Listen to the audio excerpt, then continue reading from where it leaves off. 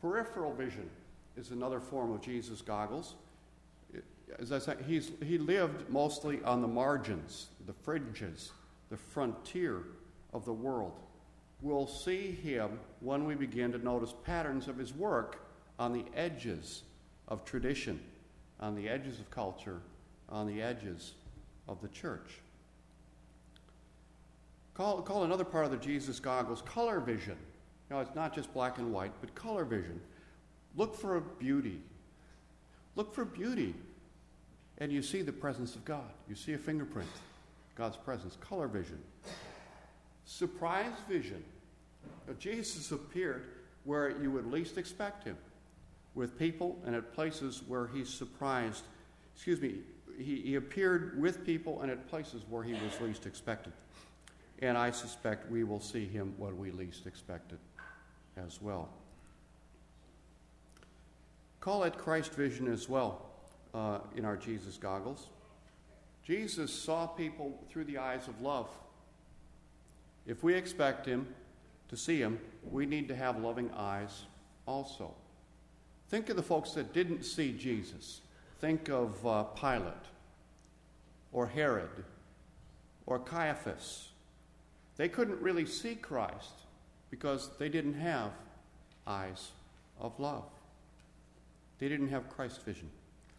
And the last one, we could call it dark vision. Seems kind of a strange name, but let's call it dark vision anyway. The first step to seeing is knowing that you're in the dark. So some of you are puzzled. Some of you are going like this. In order to know that you really don't know enough, you have to understand how much there. Anyway, if you're in the dark, there's an awful lot you need to learn to see. And the first step is admitting that you are in the dark. And if you don't know you're in the dark, then you need to turn on the dark. That's kind of another weird statement. But let me explain. To turn on the dark is a metaphor for keeping an open mind, for resisting easy assumptions and default judgments, all of which Leonard Sweet calls light pollution. Light pollution. We will better see Jesus if we keep an open mind. That's all about the sight part of things. Next, we move on to the fourth part of the 5 Ps, which is ponder, so that we can touch. Are you pondering the presence of Christ? Do you have a touch for the kingdom? A touch.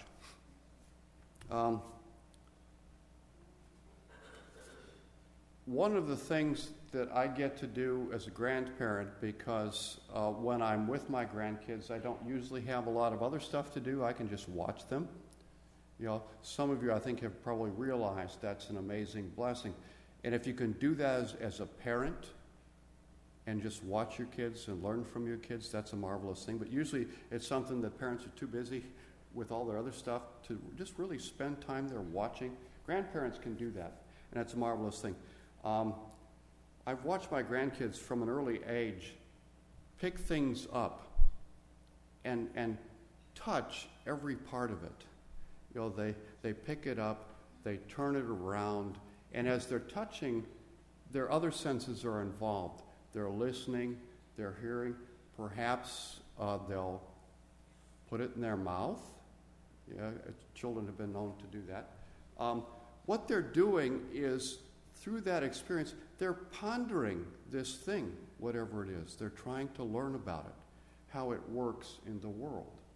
And that mostly comes through touch. The largest receptor we have in terms of senses on our body is our skin. When we touch, we experience the presence of different things.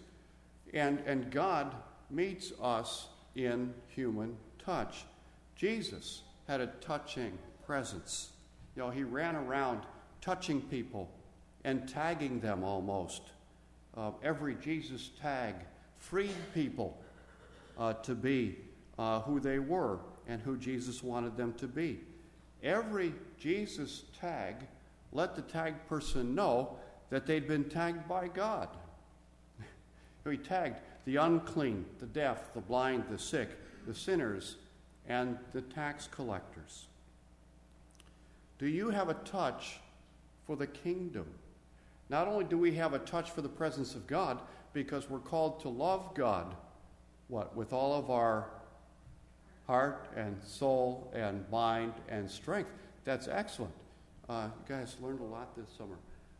The love of God and the love of neighbor. I love this. Leonard Sweet said this. The love of God and the love of neighbor always sit together. You can picture them sitting at a table. They always sit together. They go hand in hand.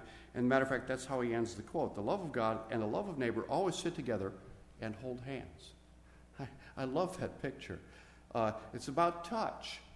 It's about touch. As a little girl left her house for the bus one morning, she said to her mom, "I'm going to be sad today." Her mother asked, "Why? Aren't you feeling well?" No, the little girl said, I'm great. But when we're sad, all the teachers take turns hugging us. Touch is where in our human lives we see the presence of God. The act of hugging and being hugged, both of those. Despite our uneasiness with touchy-feely kinds of things as Presbyterians, the church needs to become more of a touching place, despite our culture's basic unease with it. We're designed to touch others. We're designed to experience things largely through our skin, where we're touched and we touch other people. Again, Leonard Sweet says, only death is a non-contact sport. Only death is a non-contact sport. We're designed to touch others, and we sense God's presence through touch.